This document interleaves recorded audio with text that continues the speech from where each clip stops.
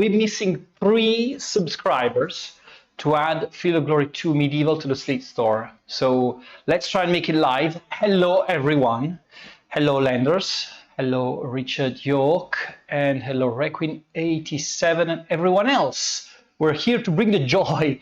The joy, I won't mention the football. I swear, I had too many occasions this last few days where I tried to mention the football and I just couldn't stand the sadness. So I'll skip through that and we'll start by giving you a bit of information about Field of Glory, right? So we're here to talk about Swords and Scimitars. So of course we've got our we were tracking the moment we posted the news, who was the first one to leave a comment.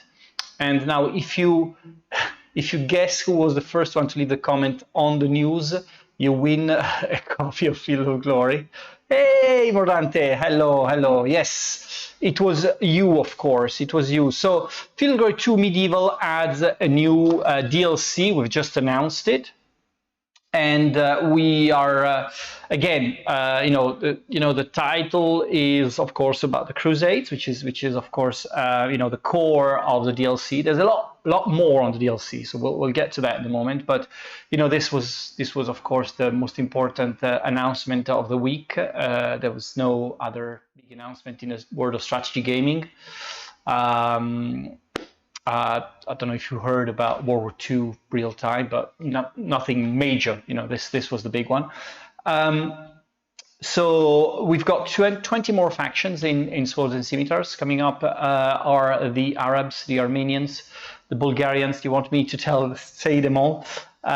We've got some Indians as well, the Georgians, and we've got a lot of the sort of Eastern European as well, because the DLC covers Crusades and the Byzantine Empire. So it's like 2 distinct bits of history that, of course, we have to merge into one DLC.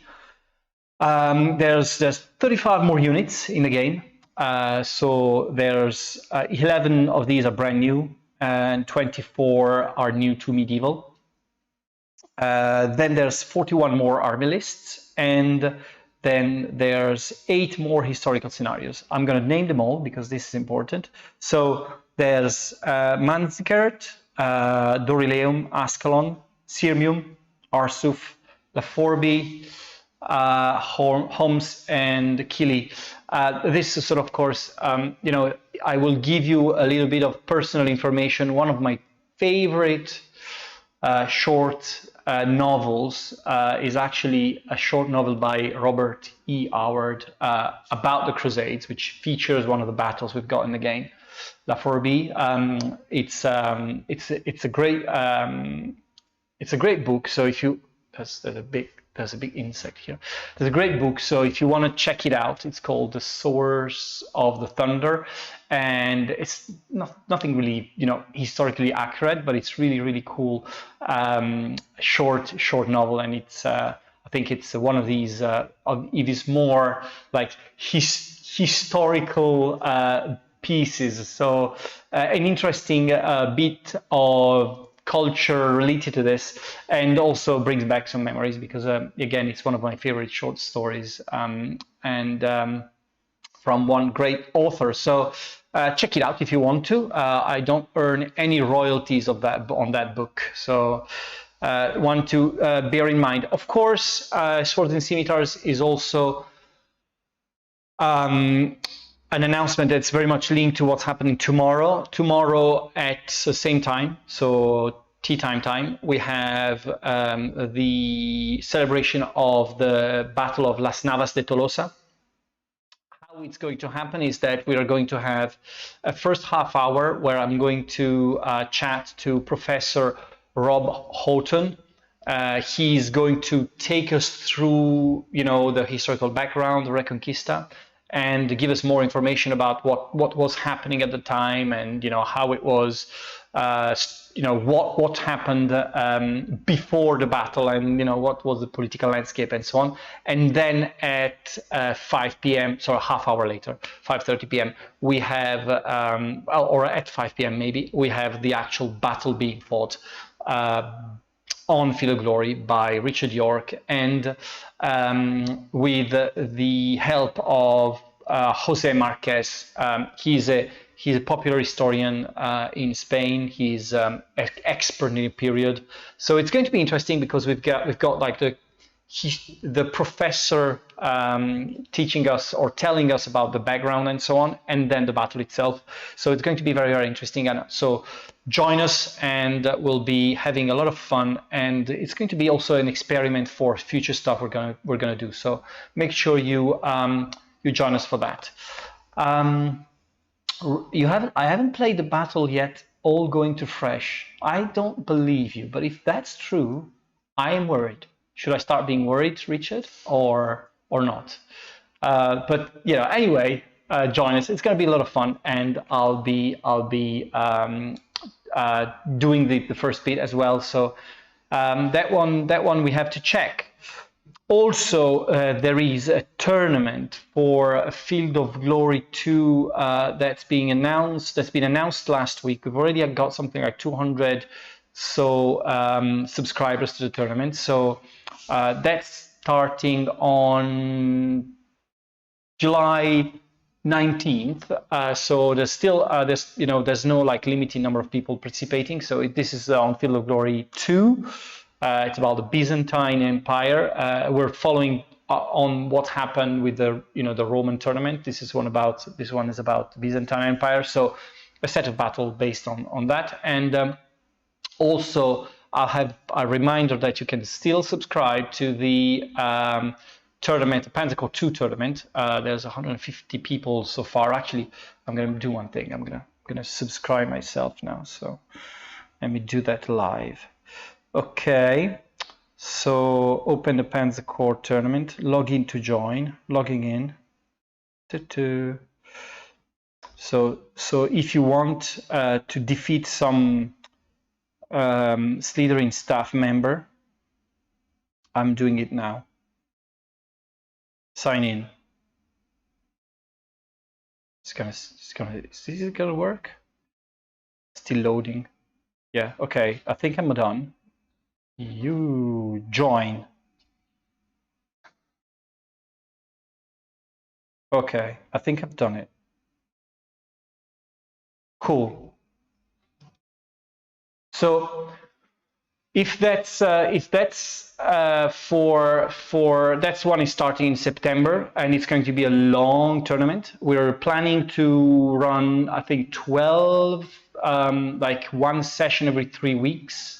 So it's going to be like 12 rounds in total, and this is intending to be the World Championships. So, but it's going to be a lot of fun. So even if you're not super experts and you're not really big Pentecost players, just enjoy the single player part. Just subscribe. We're going to have a lot of fun, and it's really cool because you get to learn how to play as you go. So it's great for for newbies as well. It's great. It's a great way of getting into the community. Hello, hello unknown. Since I named the first person to post about SNS, do I win? Do you win what? Do you win what? Hello gamer. Any news about Stargate? Stargate, well, news. We're working hard. We've actually seen the first actual gameplay of the game, which is shaping up very, very nicely, I think last week. It's coming along really nicely. As you know, it's a 2022 release. We are going to give more information about the game, as in, gameplay, how it works, all that kind of stuff during the autumn or after the summer and into the winter. So yeah, stay tuned, and there will be a lot of information about that.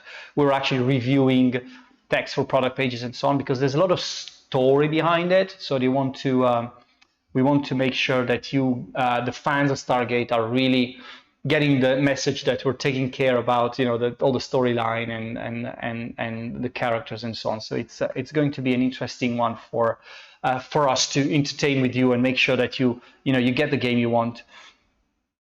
Yeah, Xabu, I was gonna say, come on, subscribe and get this Field of Glory 2 Medieval to the store. Right, so on getting on Panzer Corps, a few more important information. Last week, of course, we've celebrated the 10 years. You've still got, I think, about an hour, 2 hours, actually 2 hours to get to the promo. The promo is expiring at 6:00 p.m. UK time on Steam, so all the discounts are still active. You can buy the game. You can buy Panzer Corps 2, you can buy Panzer Corps Gold, all the DLCs are discounted and so on. And of course you can buy 1942, which is also part of a bundle, and that's just released. So it's your opportunity for completing your collection. Also, we've announced Pacific last week, which is getting an inordinate amount of wish lists, which is great for a DLC. It's the first time I actually see that such a high number of wish lists for a DLC. So great stuff. And glad you guys are helping us build the Panzer Corps franchise. The sale has been going tremendously well. We've added a lot of new players, a lot of actually of also new players to the original Panzer Corps. Great to see that the franchise is growing. Monster Hunter Wargame, I would love to. That's like maybe my top 5 dream games. Monster Hunter Wargame, Monster Hunter Tactical Strategy game would be awesome, but not for now, unfortunately. But we'll keep you posted, Van Bishop. Hobwelf. Sorry. Right. Also, will Pacific unlock the islands mode in the random map generator? Dust tactic. I don't think that's been decided yet, and what will unlock. But we're still planning about how many games will make the DLC, the Pacific DLC. So we're looking at all the different options, because it could be huge, it could be smaller. There's a lot of different moving parts there. Are the 11 new MAD units new models? We need some new unit models. Yes, they are. Yes, absolutely yes. These are the new ones. There's 11 brand new units which have new models as well. Right. So also another important information, of course, is that does Panzer Corps 2 sale end at the same time as Slitherine store? Yes, I think so. 57 gem today. So yeah, go to the store now. We'll excuse your absence for a few minutes whilst you purchase everything.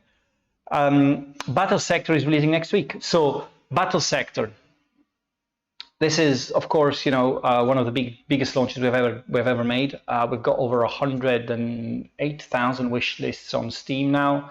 It's potentially huge. Also, pre-orders are doing very well. So I'm very, very excited about the release next week. It's releasing in exactly 1 week now.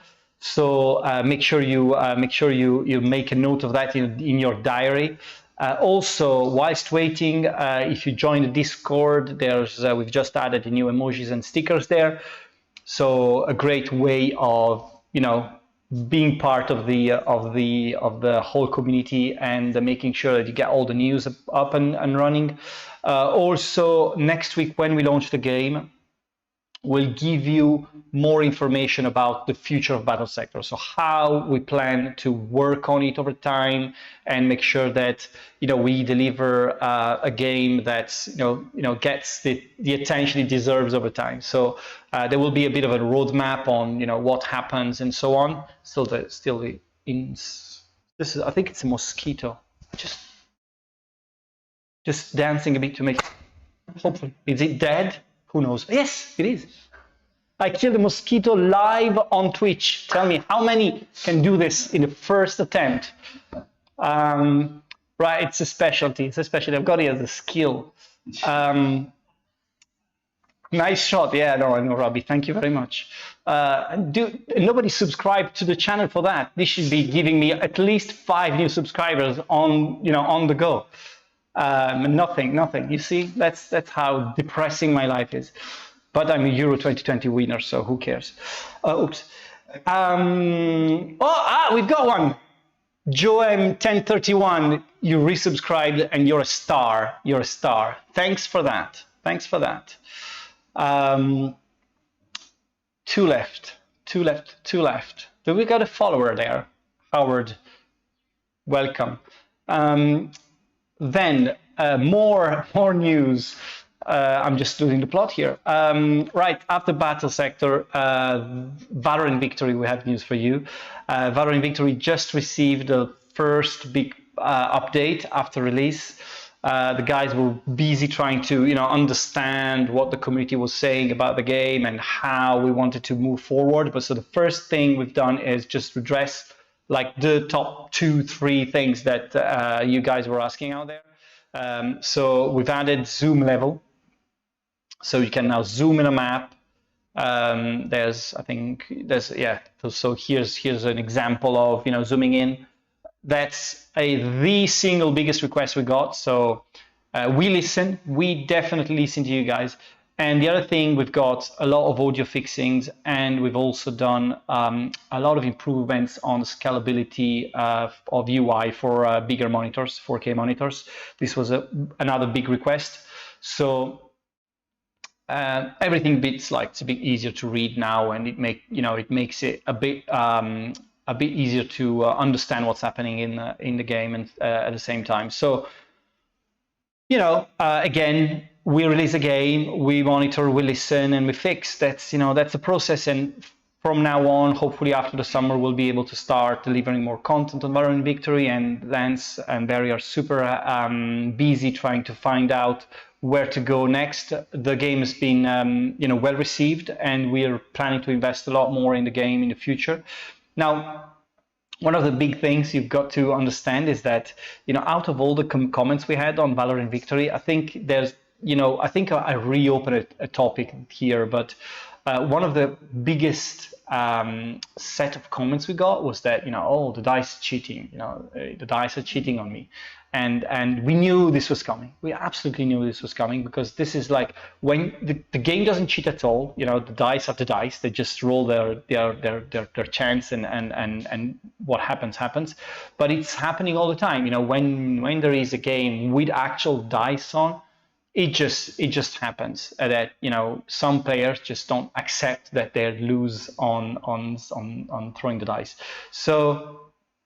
We're trying to figure out what to do to just don't give that impression. It's not true. It's just one thing that happens when you've got these type of games. So next step will be understanding what to do to help you players to understand a bit more what's happening in the game, and don't get frustrated about things that just happens. They happen, and that's it. When is Medieval SNS gonna release? My guess, August 19th. I don't think anything is releasing in August. I think it's more September, Mordante. But we don't have a date yet, I think.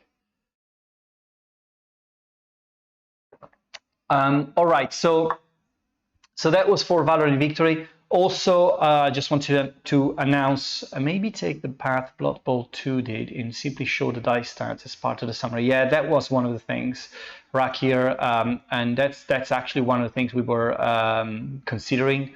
The other option is that, we actually make an easy version of the game, which has dice throw help, and actually, fixes some of that impression. And then the normal mode is, the dice is the dice. But we actually went through this with Heroes of Normandy already, and we had exactly the same. So we knew it was going to happen. The problem is that, you always want to release a game with, with being honest and so on. But it happens all the time. So we definitely have options there, and we'll see what happens. Blood Bowl still has a reputation for cheating. I think it had, and then over time it tried to improve on that, and definitely makes it different now. And I hope we've got I'm a big Blood Bowl fan, so I know that Blood Bowl 3 will certainly not have that. Neither Heroes of Normandy 2. Well, that's an interesting one. I think that the board game is becoming became really more and more complex. So it was harder to implement a lot of the mechanics in actually the digital version.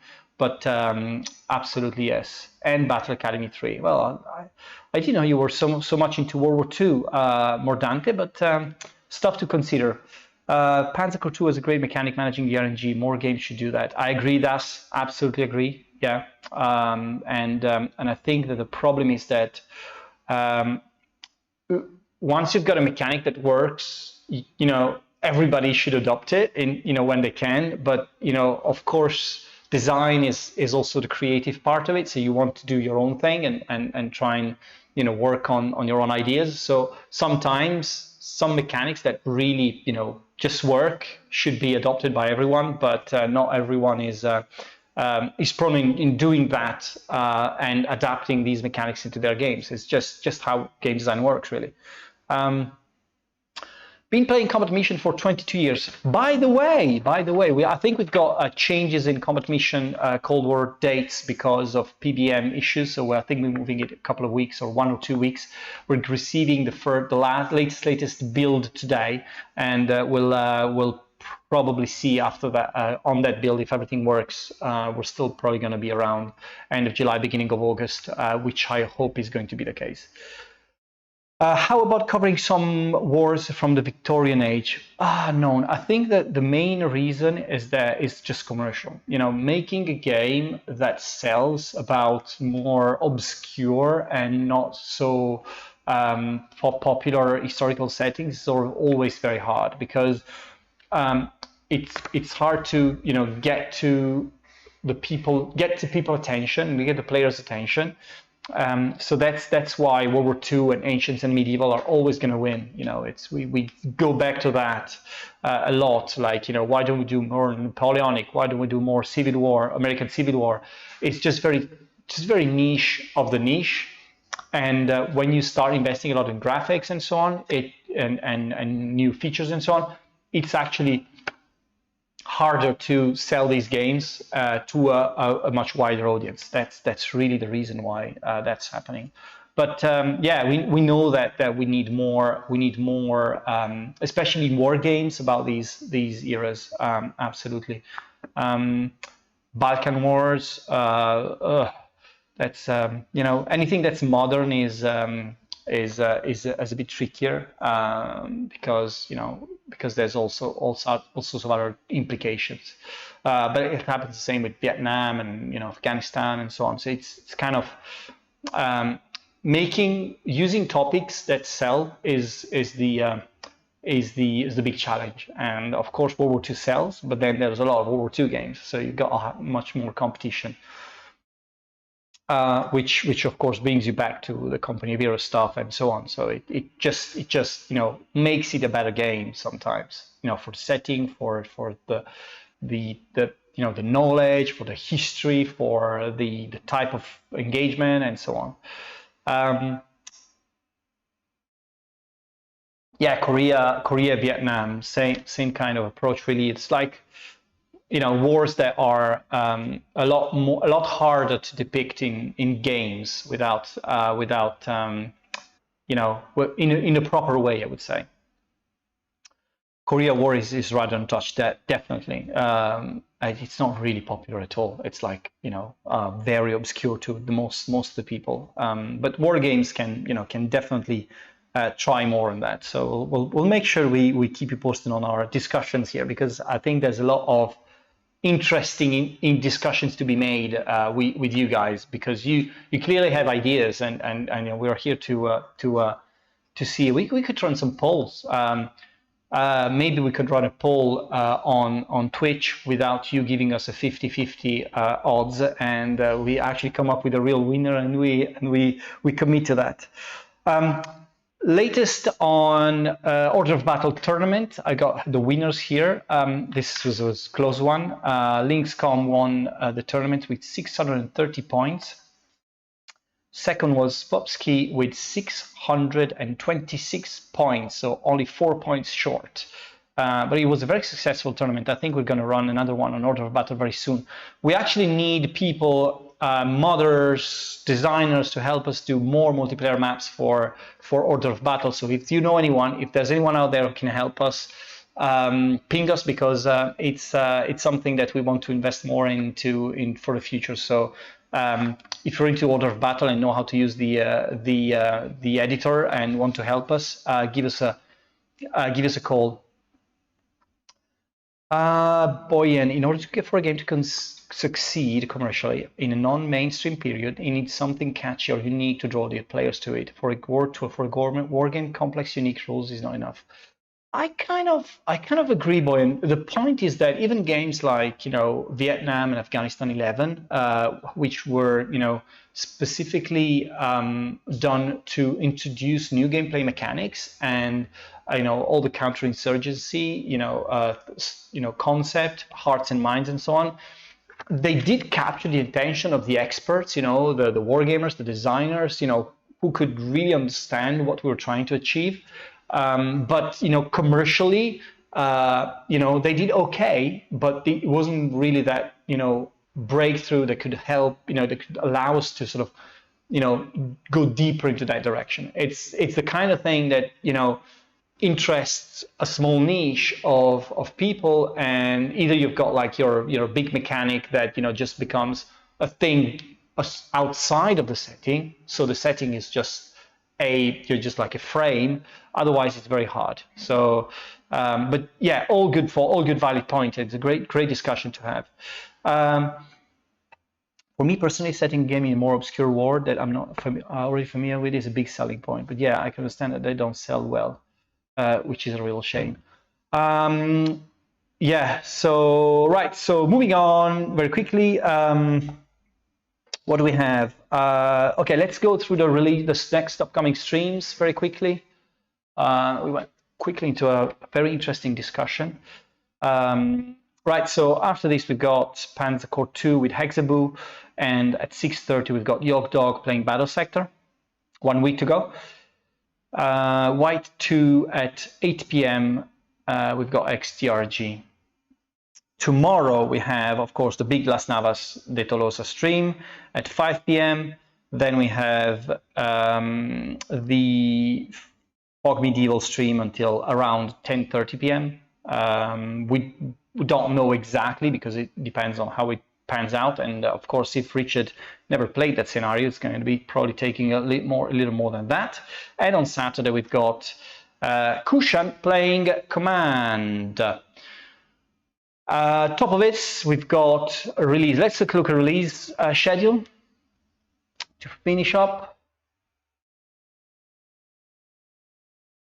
And next week, we've got the start of the Olympic Games, by the way. So another interesting summer event. Will be following just for, I think, 1 or 2 streams before we shut down for the summer.